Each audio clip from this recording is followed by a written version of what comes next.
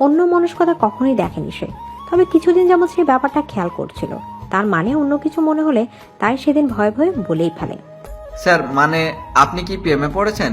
What? এগুলো কি ধরনের কথাবার্তা? তোমাকে কিছু ফালতু কথা বলতে রাখা হয়েছে নাকি অফিসের কাজে?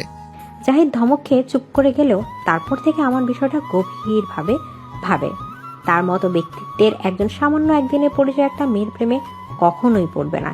এগুলো নিছকই অবান্তর চিন্তা। এরপর ঠিক করে আর কখনোই ইশিকাকে নিয়ে ভাববে না। এসব ভাবনা থেকে মুক্তির জন্য 2-3 দিনের জন্য বেরিয়ে পড়তো দূরে প্রকৃতির কাছে। কিন্তু ওই যে মন ঘুরে ফিরে সেই এক রাস্তায় চলে যেত।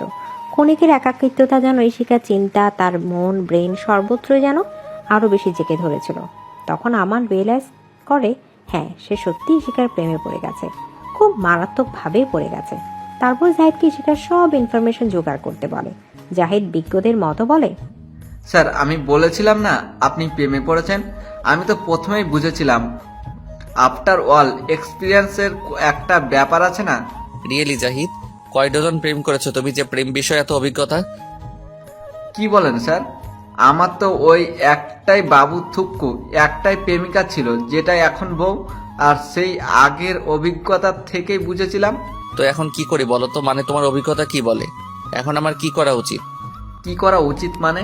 অবশ্যই তাকে প্রপোজ করা উচিত। যদিও মেয়েরা প্রথমে রাজি হয় না, একটু আধটু ভাউল খায়, মানে আমারটা যেমন খেত আর কি, সেটা একটু ভেজাল আছে। তবে হাল ছাড়লে চলবে না। প্রথমবার না হোক, দ্বিতীয়বার না হোক, তৃতীয়বার তো হবে। আর প্রপোজের ক্ষেত্রে আমি বলবো আই লাভ ইউ না বলে ডাইরেক্ট উই লাভ মি বলে দেবেন। আর আপনার ব্যাপারে আমি নিশ্চিত, আপনাকে দেখলে ইশিকা ম্যাডাম রাজি হবে। বাপ রে, এ তো বহু ঝামেলা। আর ডিরেক্ট বিয়ের কথা বলবো? হ্যাঁ, এতে মেয়েরা ইমপ্রেস হয় বেশি। তবে যদি তার লাইফে অলরেডি অন্য কেউ থাকে তাহলে মুশকিল। সেই জন্যই আমার ওর সব ডিটেল চাই ফার্স্ট। এরপর জাহিদ ইশিকার সব ডিটেল জোগাড় করে এনে আমানকে দেয় এবং নিশ্চিত হয় আগে পিছে কেউ। তখনই ঠিক করে ইশিকাকে তার চাই। তাই সেদিন নিজে ইশিকাকে ডিরেক্ট বিয়ের প্রপোজালও দিয়ে ফেলে। তবে ওই যে জাহিদের কথাই ঠিক হলো, মেয়েরা এসব বিষয়ে একটু ভাও খায় বইকে। তবে আমানও ছেড়ে দেওয়ার পাত্র না। আর সাথে যদি থাকে জাহিদের মতো প্রেম বিজ্ঞানী, তাহলে তো কথাই নেই।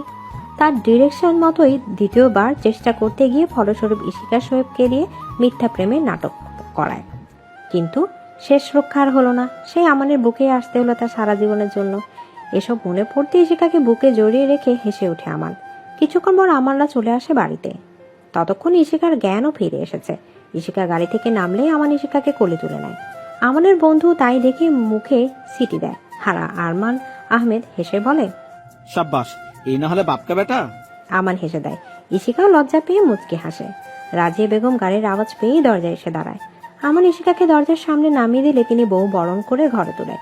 রাজিয়া বেগমের বেজায় খুশি। একমাত্র ছেলের বউ বলে কথা। তিনি মনে মনে যেমনটা চেয়েছিলেন ঠিক তেমনটাই। মুখের বাচ্চা আদরটা এখনো যায়নি, যেন ছোট মাত্র একটা পুতুল। ইশিকার থুতনিতে হাত রেখে তিনি বললেন, মাশাআল্লাহ, কি মিষ্টি দেখতে গো, একদম আমার মনের মতো। ছেলের আমার পছন্দ আছে। ইশিকা লজ্জা পেয়ে হাসলো। রাজিয়া বেগম তো আদেশে সুরেই বলে দিলেন, আমাকে কিন্তু আপনি আগে করা যাবে না বলে দিলাম। আর আমিও কিন্তু মাঝে মাঝে তুই করে বলতে পারি, কি আপত্তি আছে? তুমি আমাকে তুই করে ডেকো আম্মু। ছেলের বউয়ের কথায় ভারী সন্তুষ্ট হলেন রাজিয়া বেগম। সবকিছু দেখে আমানও স্বস্তি পেল। সব ভালোই মিটে গেছে। তারপর আরমান আহমেদ তাড়া দিয়ে সবাইকে ফ্রেশ হতে বললেন। সন্ধ্যায় জাহিদ এলো আমাদের বাড়ি। সারাদিন তারা অসুস্থ মাকে নিয়ে হাসপাতালে ছোটাছুটি করছে, তাই তার প্রাণপ্রিয় আমান স্যারের বিয়েতে উপস্থিত থাকতে পারেনি। সেই নিয়ে তার আক্ষেপের শেষ নেই। তবে প্রথমবার বিয়ের সময় তো ছিলই, সে ভেবে মনকে সান্ত্বনা দিল। এখন সুযোগ পেয়েই চলে এসেছে আমান স্যারকে অভিনন্দন জানাতে। স্যারের প্রেমের ঘটনা উদ্ঘাটন থেকে শুরু করে সব রকমের প্রেমের বিষয়ে পরামর্শ সে দিয়েছে। তার অবদানও কি কম নাকি? আর এখন সেই স্যার দুইবার বিয়ে করে বসে আছে, অথচ কেউই টের পেল না। রাজিয়া বেগম ছেলের বউয়ের জন্য বানিয়ে রাখা ভরি ভরি গয়না দিয়ে ইশিকাকে দোয়া করলেন। সর্বশেষ তার শাশুড়ির বংশ পরম্পরা দেওয়া পদ্মফুলের নকশা করা স্বর্ণের চুলের কাটা দিতে গিয়ে দেখলো মেয়ের চুল তো ছোট, ঘাড় অব্দি কাটা। এই চুল তো খোপাই হবে না, কাটা বুঝবে কোথায়? তবুও হাসি মুখে হাতে দিয়ে ইশিকাকে বললেন, আর কিন্তু